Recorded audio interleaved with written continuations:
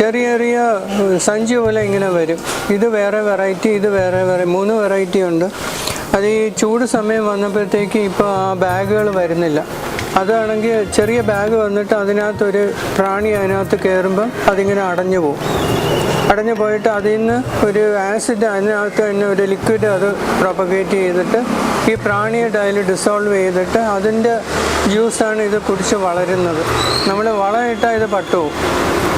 എനിക്ക് കുറേ വർഷങ്ങളായിട്ട് ഈ 3 പ്ലാന്റും ഉണ്ട്. ഈ ചൂട് സമയം വന്നപ്പോൾ അതിൻ്റെ ബാഗ്സ് ഇപ്പം വരുന്നില്ല, വളം എടുത്തില്ല. ഇതിൽ ഈ പ്രാണികളകത്ത് വരുമ്പോഴത്തേക്കും ഇതിനൊരു മൂടിയുണ്ട്. ആ മൂടി ഇങ്ങനെ അടയും. എന്നിട്ട് ഈ പ്ലാന്റ് ആ ബാഗ് തന്നെ ഒരു ലിക്വിഡ് ആസിഡ് പോലത്തെ ഒരു സാധനം അത് പ്രൊപ്പഗേറ്റ് ചെയ്യും. എന്നിട്ട് ഈ പ്രാണി അതിലങ്ങ് ഡിസോൾവ് ആവും. അപ്പോൾ ഈ പ്രാണിയുടെ ഇത് ആ ലിക്വിഡിനകത്തുണ്ട്.